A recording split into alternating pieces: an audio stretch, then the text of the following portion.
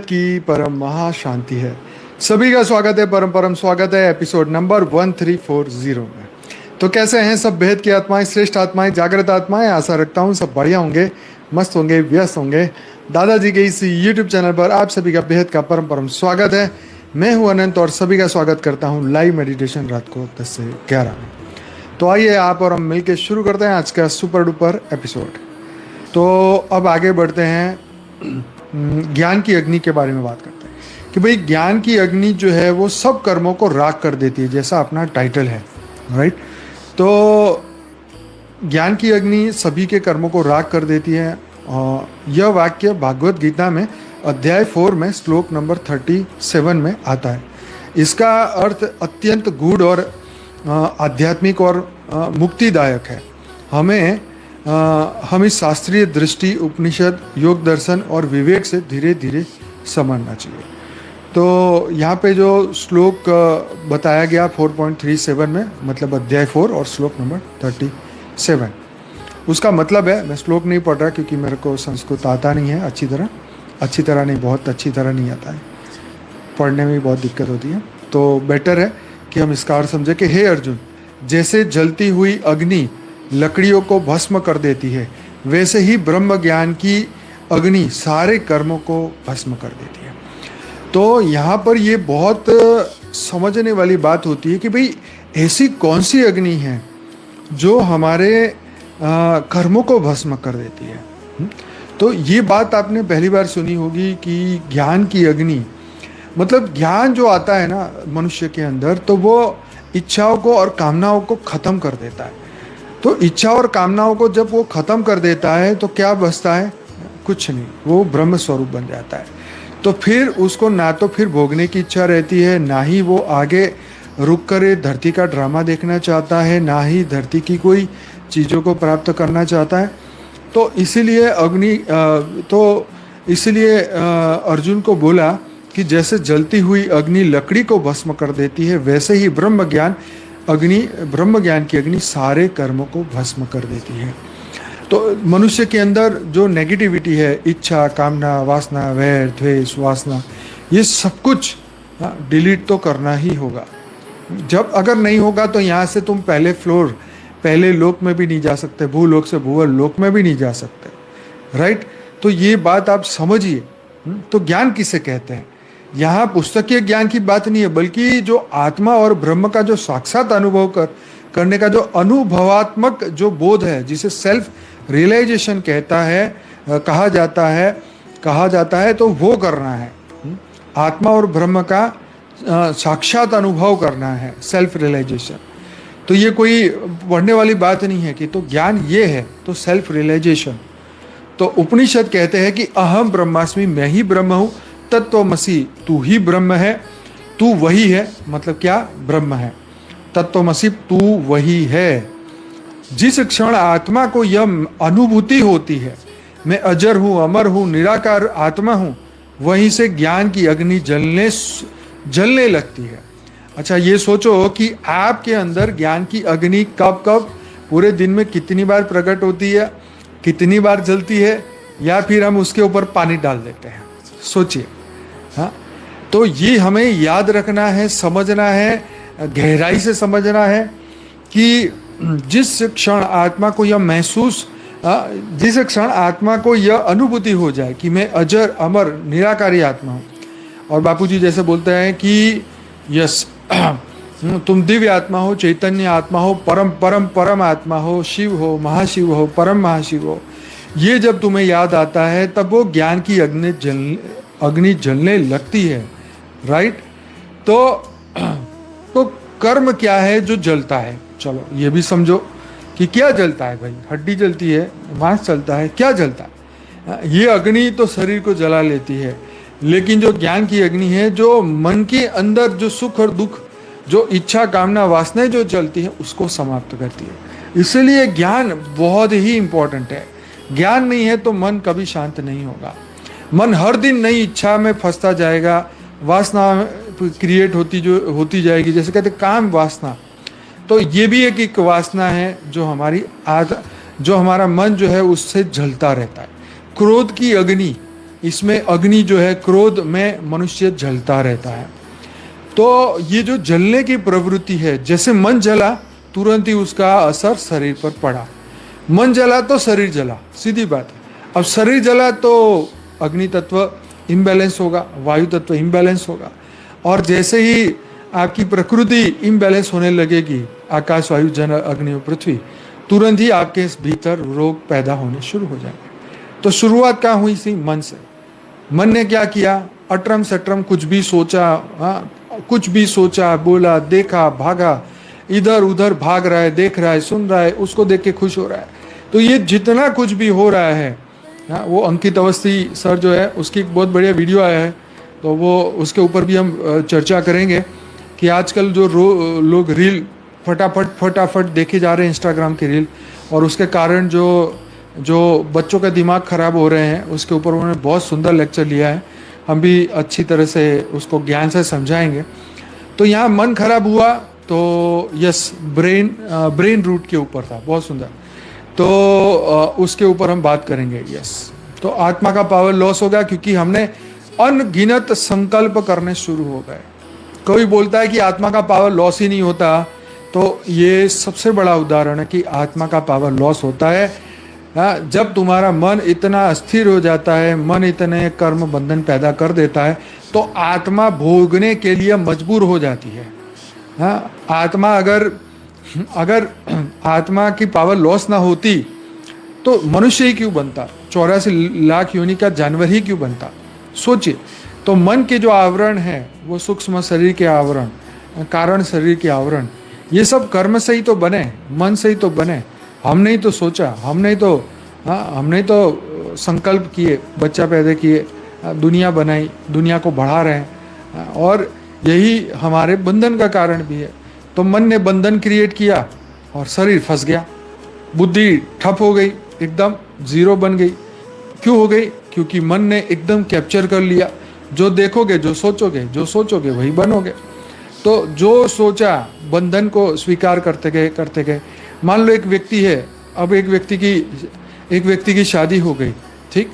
तो शादी हो गई लेकिन मन भर नहीं रहा, तो उसने दूसरी शादी करी, नहीं मन भर रहा, तीसरी करी, तीसरी नहीं चौथी करी। ऐसे न जाने कितनी उसने मन से बंधन बांध लिए। अब आप सोचो कि उसकी एनर्जी कितनी जगह जाएगी। और अगर फिजिकल शादी हुई है तो कितने उसको संबंध बांधने पड़ेंगे, चाहे शरीर के हो, मन के हो, पैसे देने पड़ेंगे, घर चलाना पड़ेगा। सबके 5-5, 10-10 बच्चे हो गए तो फिर तो तुम क्या बन जाओगे? एक गधे की तरह कितना बोझ उठाए घूमोगे फिरोगे। तो बंधन किसने क्रिएट किया? मन ने। इच्छा किसने क्रिएट करी? मन ने। तो क्या हो गया कि तुमने वो बंधन खुद क्रिएट किया और बोझ तुम उठाते गए, बच्चे तुम्हारे होते गए, बच्चों के बच्चे होते गए, तुम उनकी चिंता करते गए। मन तो सड़ा, शरीर भी सड़ गया, और अंत में कोई पूछने वाला भी नहीं रहा। इसीलिए यहाँ पे बताया कि जो बंधन है उसी को खत्म करो, मन के बोझ को ही खत्म करो, तो शरीर का बोझ भी खत्म हो जाएगा। मन हल्का रहेगा तो शरीर हल्का रहेगा। मन कामनाओं से मुक्त हो जाएगा तो भाई तुम ही तो भगवान हो। फिर कौन है भगवान? ऊपर बैठा है वो तो है ही है, लेकिन तुम तो कम नहीं, तुम किससे कम नहीं। तो बंधन खत्म तो तुम जीवन मुक्त। यही तो ज्ञान की अग्नि यही तो सिखा रही है, यही तो समझा रही है। पावर लॉस हो रहा है, उसको रोक लो बस।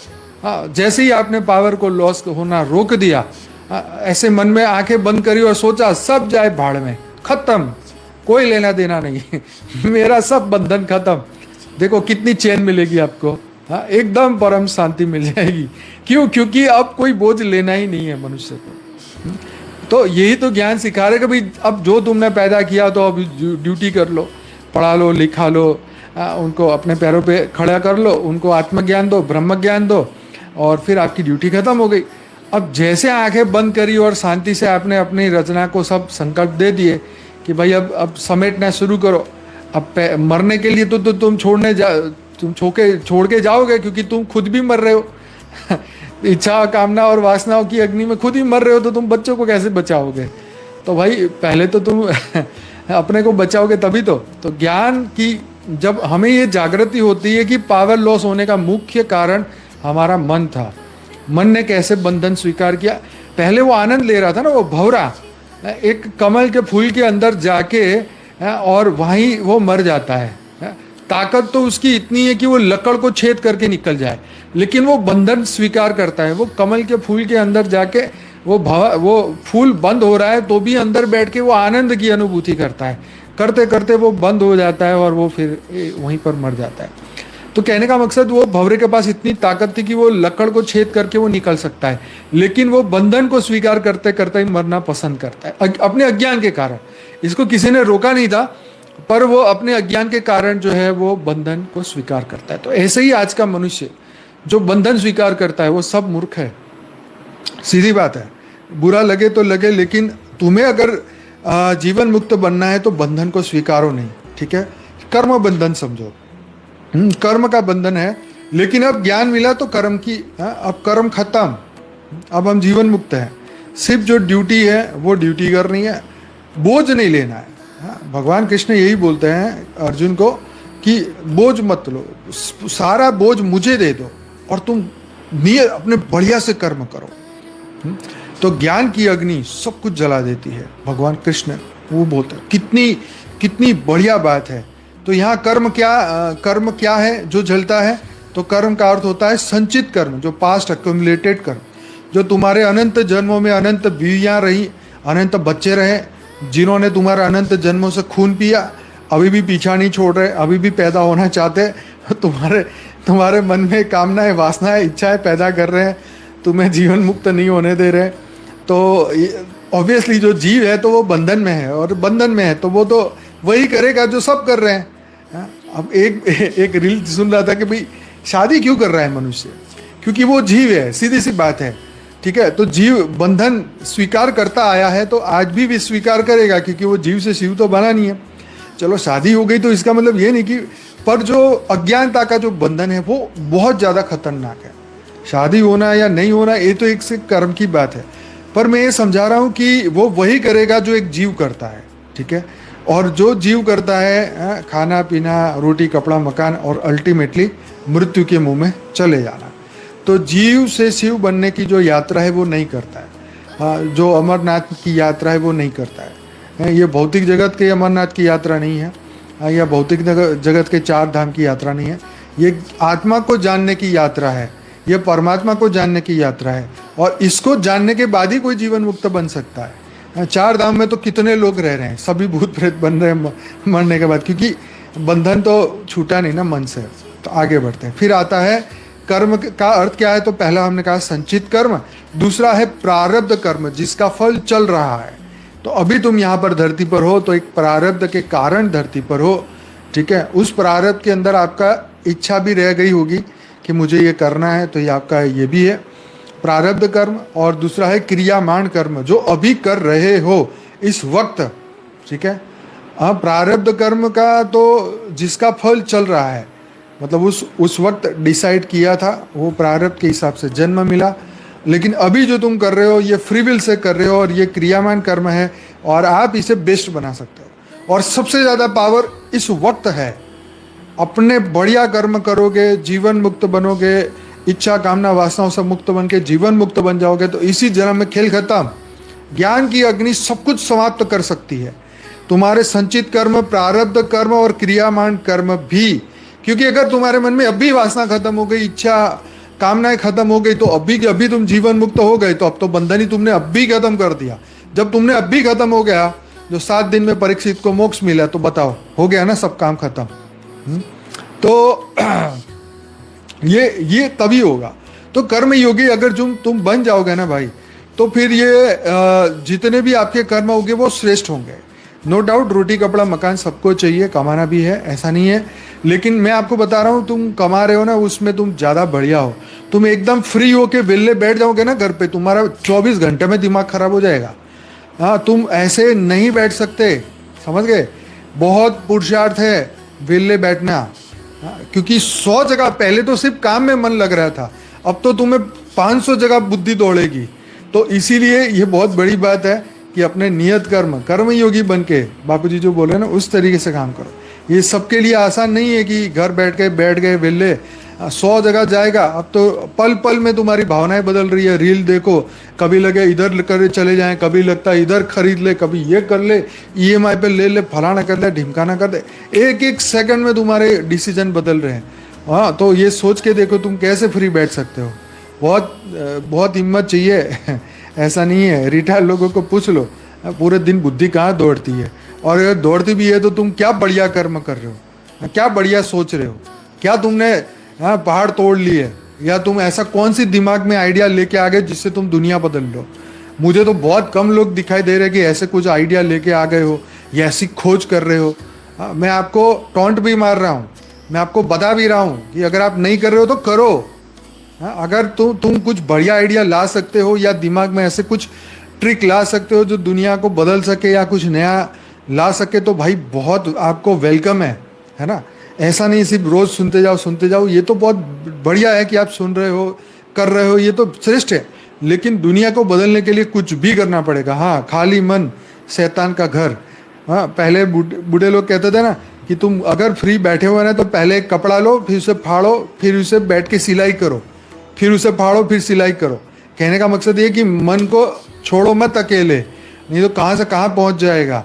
मतलब यही कि तुम फिर कि ध्यान कर सके हो तो बढ़िया है, योग कर सको तो बढ़िया है, नहीं तो नाम जब पकड़ा दो, हाथ में माला ले लो, पूरे दिन राम नाम का माला फेरो, तो टाइम तुम्हारा सही जाएगा। आगे बढ़ते हैं। ये सभी अहंकार और अज्ञान से जुड़ी हुई क्रियाएं हैं। जब आत्मा अपने को शरीर मानकर काम करती है तो वही कर्म उसे बांधता है। बहुत सुंदर। अच्छा, अब चलते हैं ज्ञान अग्नि कैसे जलती है और कर्म कैसे राख होते हैं। तो उदाहरण से समझे। मान लो एक व्यक्ति सपने में बहुत कुछ देखा उसने, कभी राजा बना, कभी दुखी बना, कभी मारा गया। लेकिन जब वो जाग गया तो क्या हुआ? न राजा बना, क्या राजा बन के रह गया? क्या वो मर गया? नहीं, वो स्वप्न था। ज्ञान ने उसे भस्म कर दिया। तो जो सपने में उसने देखा, कभी सांप काट रहा है, कोई पीछे भाग रहा है, कोई मार कुटाई कर रहा है, हाँ, कभी राजा, कभी गरीब, कभी कुछ बन रहा है, और जब आंखें खोली तो देखा अरे कुछ भी नहीं है, तो उसको पता चल गया अवेयरनेस, अरे ये तो सपना था, भूलो भूलो भूलो।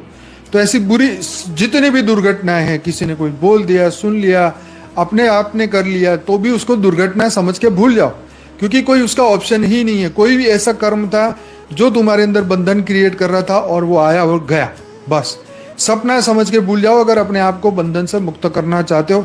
नहीं तो जल जल के मर जाओ, ये भी जन्म गया और अगले 10 जन्म और निकल जाएंगे। लेकिन ऑप्शन तो आखिर में यही है कि सपना समझो और भूलो और निकलो आगे, नहीं तो यहाँ से मृत्यु लोक से भाई कभी नहीं निकल पाओगे। पक्की बात है, यह पक्की बात है।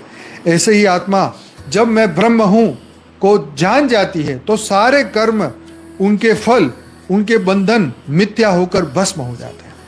बस एक ही उदाहरण जो तुम्हें हिला कर रख देगा। खाली मन शैतान का घर। बहुत सुंदर। तो यही सबसे बड़ी लाइन है कि ऐसे ही आत्मा जब मैं ब्रह्म हूं को जान लेती है तो सारे कर्म, उसके फल और उसके बंधन मिथ्या होकर भस्म हो जाते हैं। हाँ, कितनी मस्त बात है कि सभी बंधन मिथ्या होकर भस्म हो जाते हैं।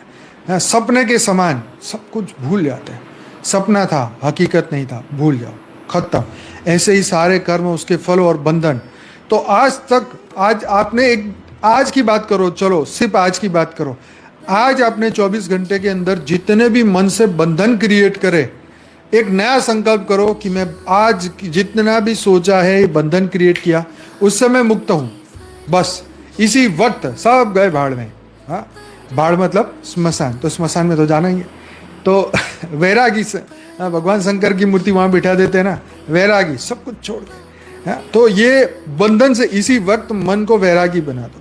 तो इसी वक्त आपने पूरे दिन की इच्छाएं, कामनाएं, वासनाएं क्रिएट की, सब गया, खत्म, स्मशान में, भूल जाओ। हाँ, ऐसे ही हाँ, मैं ब्रह्म हूं, ये जान लो, तब सारे कर्म, फल और बंधन मिथ्या होकर खत्म हो जाते हैं। तो इसीलिए सबसे बड़ी चाबी यही है, ज्ञान। योग वशिष्ठ ने कहा है, एक श्लोक आता है जिसमें इसका मतलब है कि ज्ञान की अग्नि संचित पाप कर्म को जला देती है। तो यहाँ पे श्लोक है, एक ही लाइन का पढ़ता हूँ, अगर अच्छी तरह आए तो ठीक है। ज्ञानम अग्निय दर्ह परे पापम संचित तथा, मेरी संस्कृत ऐसी ही है, पर ज्ञान की अग्नि संचित पाप कर्म को जला देती है। तो ये योग वशिष्ठ में कहा हुआ है। व्यवहार की दृष्टि से समझे तो यदि किसी को बोध हो जाए कि मैं आत्मा हूँ, मैं अविनाशी हूँ, साक्षी हूँ, करता हूँ, भोगता नहीं हूँ, तो उस व्यक्ति की हर क्रिया केवल लीला बन जाती है, बंधन नहीं बनती। अब तुम कहो जी ऐसा तो कौन है, तो ऐसा तो कृष्ण भगवान है। तो वो उनका जो कर्म है वो लीला है, ठीक है, वो उनको बांधते नहीं। हाँ, तो यही बात हमें समझना है, ठीक है, कि जो ये जान ले कि मैं आत्मा हूँ, मैं दिव्य आत्मा हूँ, मैं अविनाशी हूँ, मैं साक्षी हूँ, मैं करता नहीं हूँ, मैं भोगता नहीं हूँ, जो ये सोच लेगा वो बंधन से मुक्त हो जाएगा, ठीक है। वह कर्म करता हुआ भी अकर्म हो जाता है। तो मैं जो भी इस वक्त अच्छा कर्म कर रहा हूँ, दुनिया के लिए कर रहा हूँ, जो भी संकल्प कर रहा हूँ, वो सब कुछ विश्व कल्याण के लिए, मुझे अपने लिए कुछ नहीं करता हूँ, मैं अपने लिए कुछ नहीं करता हूँ। अगर ये संकल्प भी करते हैं तो आप कितनी अच्छी जीवन मुक्ति की स्टेज पे पहुँच जाते हैं।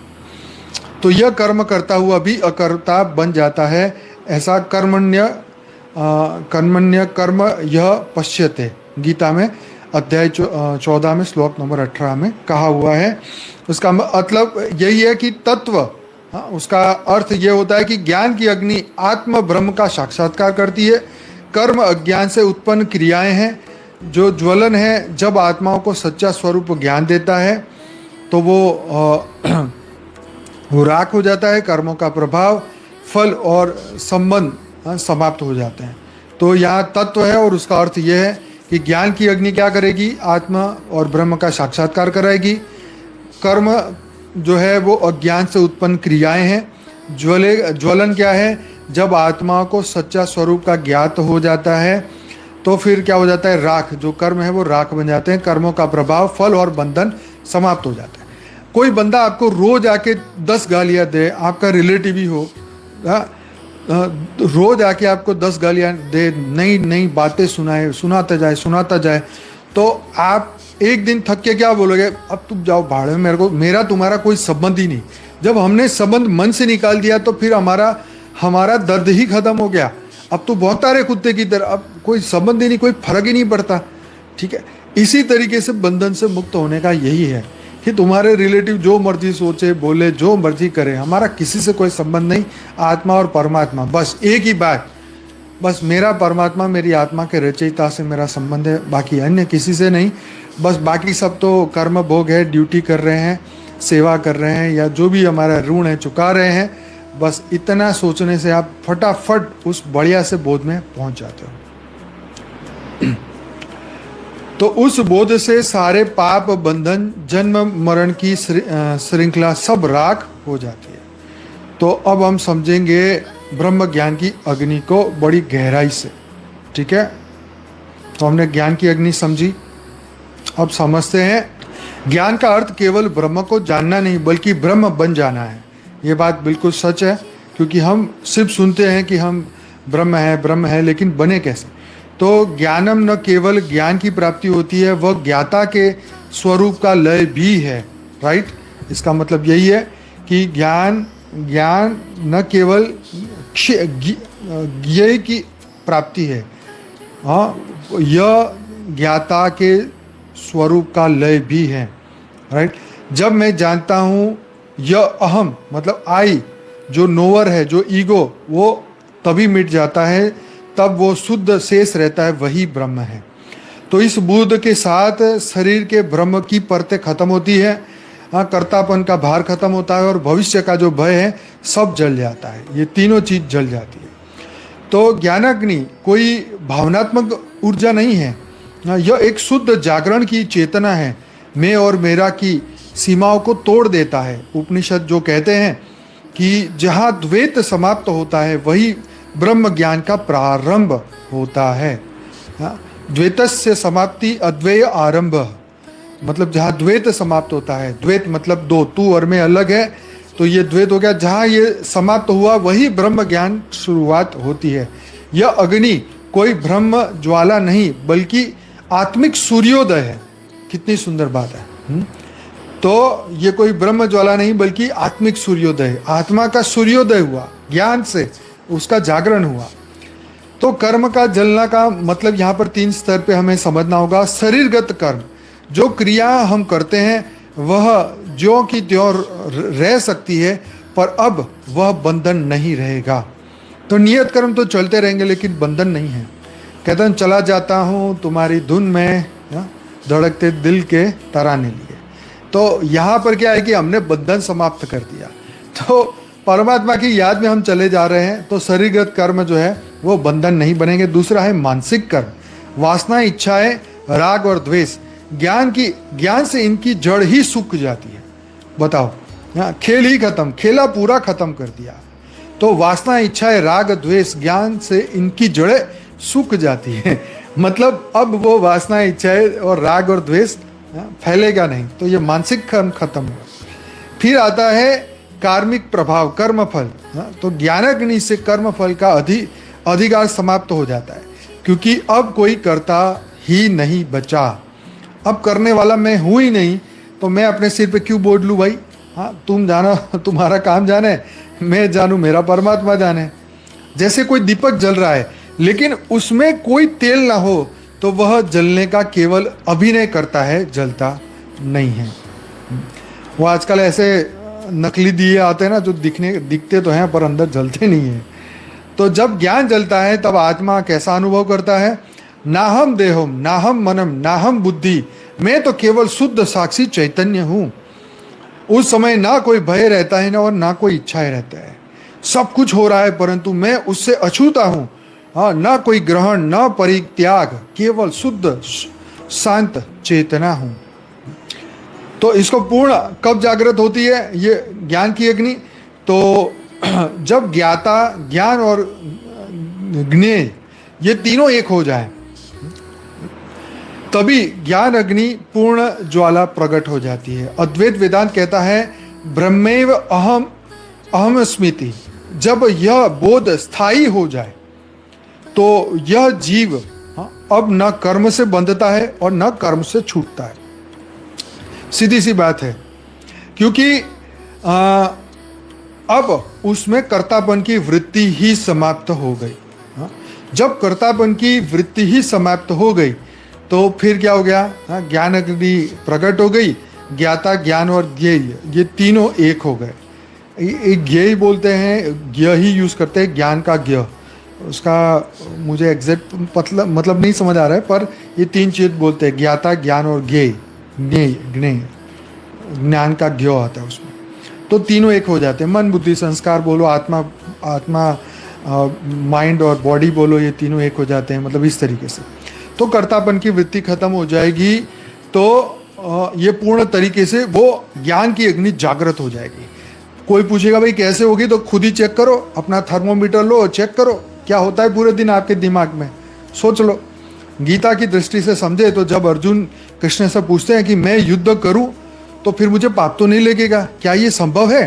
तो कृष्ण बोलते हैं कि ज्ञान की अग्नि से स्वयं को शुद्ध कर, तू कर्म करता हुआ भी अकर्म करेगा।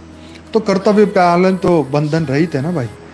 तो इसलिए यहाँ पे तार्किक, यहाँ पे एक अर्थ आता है कि अग्नि क्या है, तत्व के रूप में समझे तो उसका आध्यात्मिक मीनिंग है, अग्नि जो है वो है चैतन्य बोध।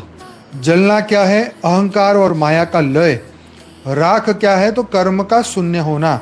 आत्मा मतलब मुक्त, साक्षी और ब्रह्म स्वरूप। तो जब तुम कहते हो मैं आत्मा हूं, तो इसका 3 ही मीनिंग निकलता है, मुक्त, साक्षी और ब्रह्म स्वरूप। तो ये 3 महागुण है, गुण नहीं महागुण, चैतन्य गुण है आत्मा के।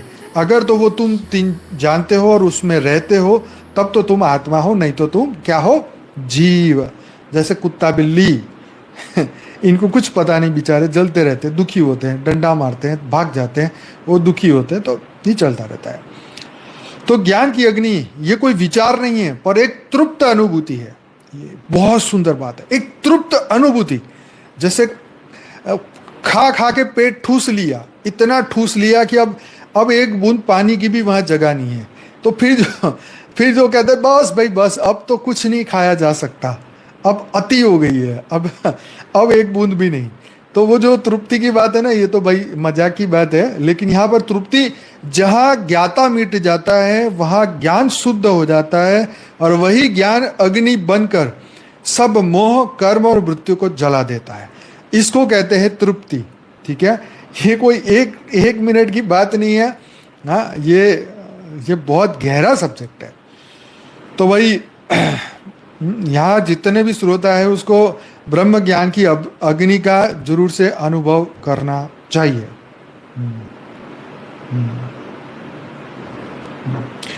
तो क्या ब्रह्म ज्ञान की अग्नि, हाँ क्या है ये, तो इसको और भी समझते हैं।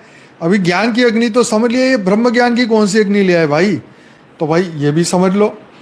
ब्रह्म ज्ञान की अग्नि कोई साधारण अग्नि नहीं है। यह न आंखों से दिखाई देती है, न स्पर्श से महसूस होती है, बल्कि यह एक आध्यात्मिक प्रकाश है।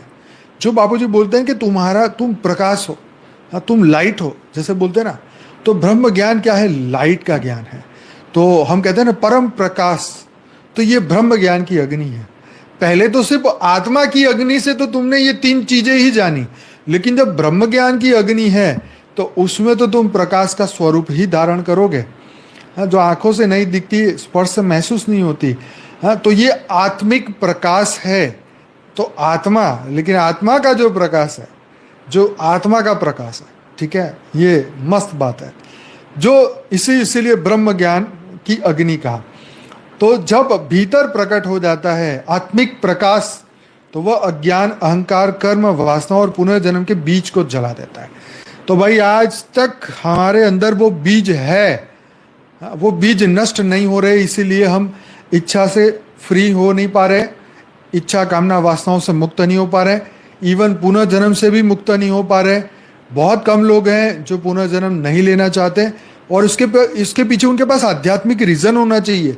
दुखी हो के नहीं, सुसाइड करने वाले नहीं, वो तो बेचारे रोज कर रहे हैं, सुसाइड कर रहे हैं, मर भी रहे हैं, लेकिन वो तो फिर आएंगे कर्म के अनुसार, आप जानते हैं।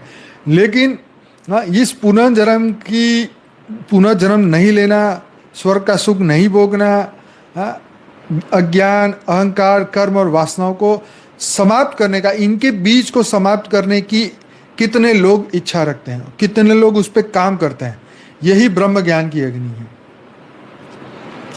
तो भगवत गीता यहाँ पर एक श्लोक है 4.37, जैसे हमने बात कही वैसे ही, जैसे अग्नि ईंधन को भस्म कर देती है, वैसे ही ब्रह्म ज्ञान की अग्नि सभी कर्मों को राख कर देती है।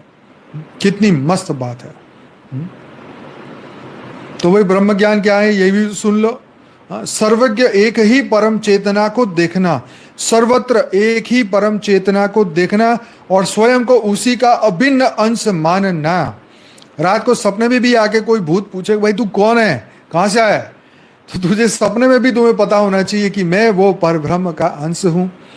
तुम्हें मतलब ये मजाक नहीं है, ये एकदम लिटरली कॉन्शियस, सबकॉन्शियस और अनकॉन्शियस लेवल पे तुम्हें ये अंदर से ये फर्म बिलीव होना चाहिए, तब जाके ये ब्रह्म ज्ञान जो है आप रियल में समझे हो, अनुभूति हुई है, और वास्तविक रूप से आपने उसकी सत्यता को जाना है, ये आपको समझ में आएगा। तो यह जानना नहीं कि मैं ब्रह्म हूं, बल्कि यह अनुभव करना कि मैं ही वो ब्रह्म हूं। हाँ, तुम्हें बोलने में शर्म नहीं आनी चाहिए। आजकल तो लोगों को बोलने में इतनी शर्म आती है, हाँ मैं आत्मा हूँ, दिव्य आत्मा हूँ, ऐसा लोग बोलते हैं, पर अनुभव नहीं है। थियरी भी सुनते हैं पर समझते नहीं है। जैसे अपना नाम ठोक के बोलते हो ना पूरी दुनिया के सामने, तो तुम क्यों नहीं बोल सकते मैं बेहद की आत्मा हूँ, दिव्य आत्मा हूँ, चैतन्य आत्मा हूँ, परम आत्मा हूँ? क्यों नहीं बोलते? बोलोगे तो ही तुम्हारा अज्ञान की अज्ञान नष्ट होएगा, नहीं तो अज्ञान तो 24 घंटे तुम्हारा पीछा ही कर रहा है। तो ये केवल पढ़ा हुआ ज्ञान नहीं, बल्कि यह जागरण है जिसमें अहम जल जाता है। ठीक है, तो ब्रह्म ज्ञान की अग्नि को वो कैसे कार्य करती है? तो जब आत्मा को पहला तो जब आत्मा को अनुभव होता है कि मैं शरीर नहीं हूँ, मैं चैतन्य हूँ। दूसरा, जो कर्तापन वो समाप्त हो जाता है, मैं करने वाला नहीं हूँ, कराने वाला ऊपर वाला है, वो करा रहा है हमसे। तीसरा, जिससे कर्म के बंधन टूट जाते हैं। चौथा, जो ईगो का जो स्रोत है, जो अज्ञान जो है वो भस्म हो जाता है। हाँ, तब शुद्ध आत्मा न बंधन है न जन्म लेती है। तब आपको ये समझ आता है। तो ये जब समझ में आता है तो ब्रह्म ज्ञान की अग्नि काम करती है। अब वो जलती कैसे है, तो भाई ये भी समझ लो कि इसके पीछे फ्यूल क्या है, पावर क्या है, ये भी समझ लो। तो सबसे पहली बात, यह भीतर तब प्रकट होती है जब नीचे की स्थितियां बनती है। तो क्या, पहली गुरु कृपा, जो ब्रह्म विद्या सदुर रूप से मिलती है, जिससे मोह समाप्त हो जाता है। तो गुरु की कृपा मिलेगी। फिर होगा स्वाध्याय, वेद उपनिषद गीता का श्रवण मनन और निध्यासन।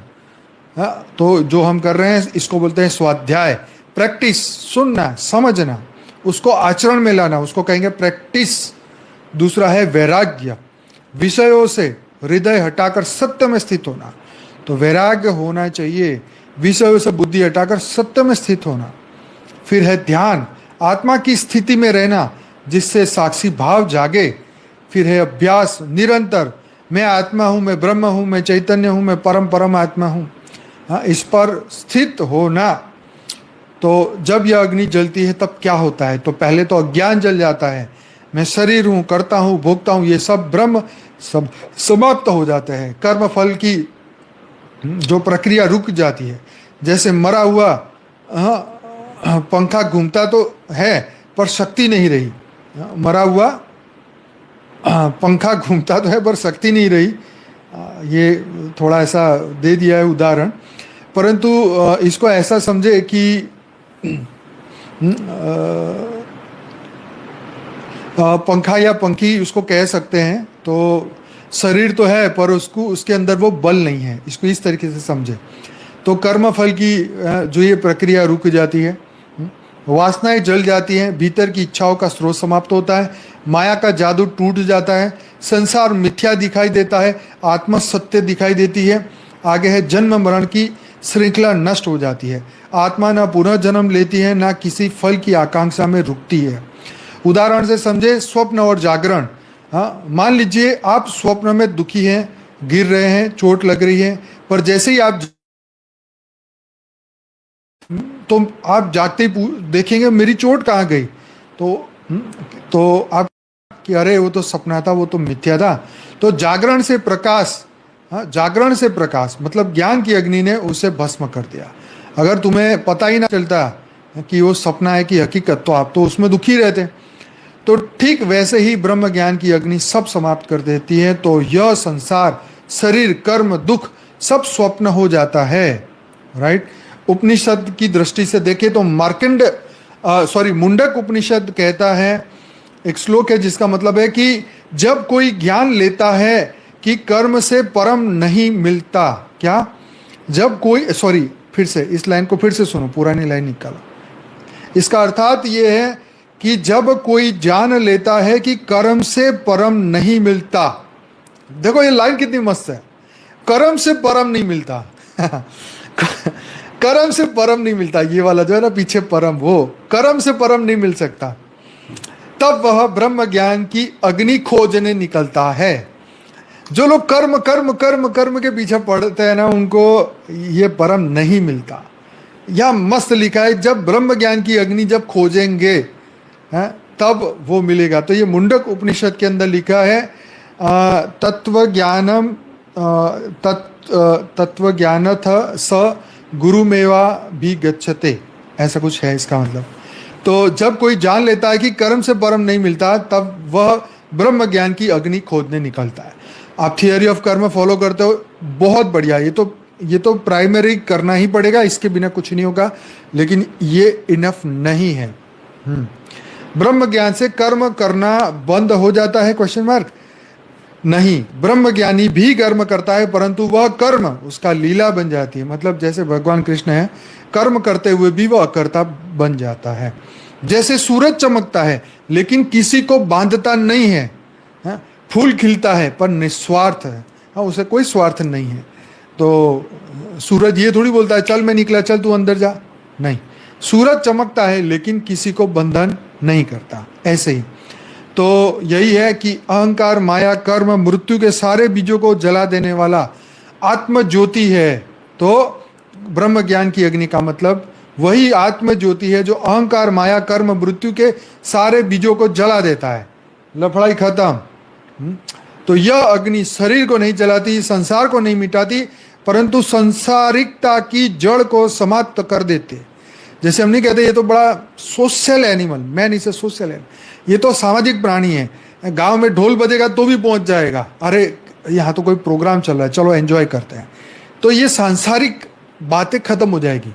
फिर अंदर क्या आएगा, अरे बज रहा है तो बजने दे, तो वहां पर क्या शहनाई बज रही है तो मातम भी होगा, तो ढोल बज रहा है तो सब कुछ होगा, जन्म लिया है तो मरेगा भी, तो ये समझ में आएगा तो फिर मन भटकना बंद होएगा।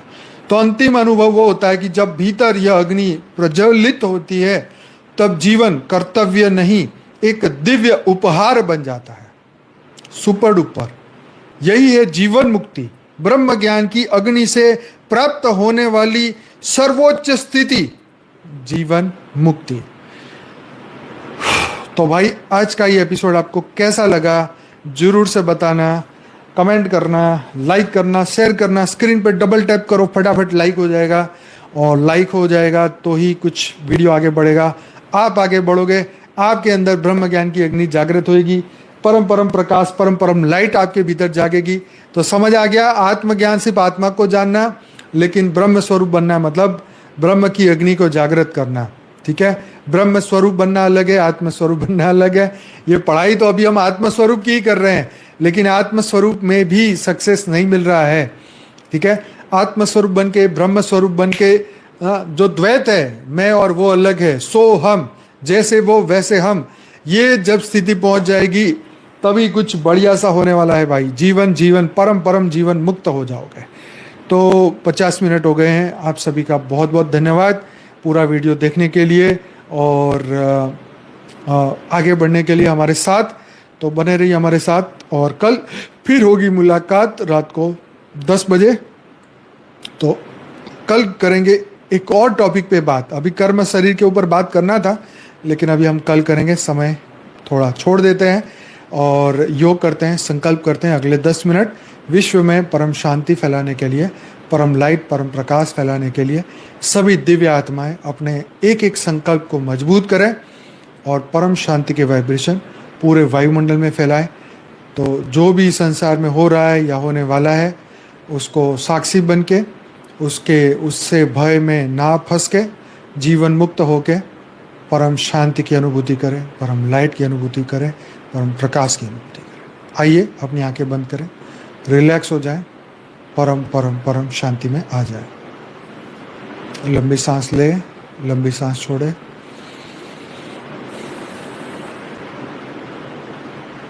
संकल्प करिए, मैं दिव्य आत्मा हूँ, चैतन्य आत्मा हूँ, परम परम परम आत्मा हूँ।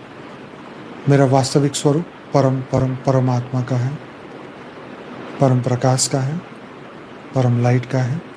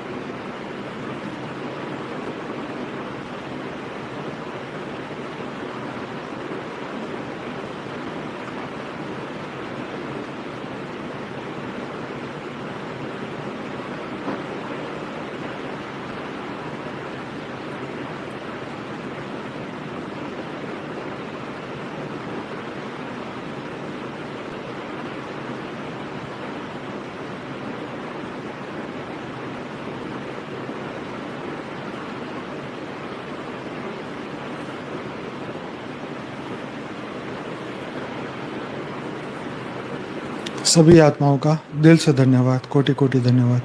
बेहद की परम महाशांति है, बेहद की परम महाशांति।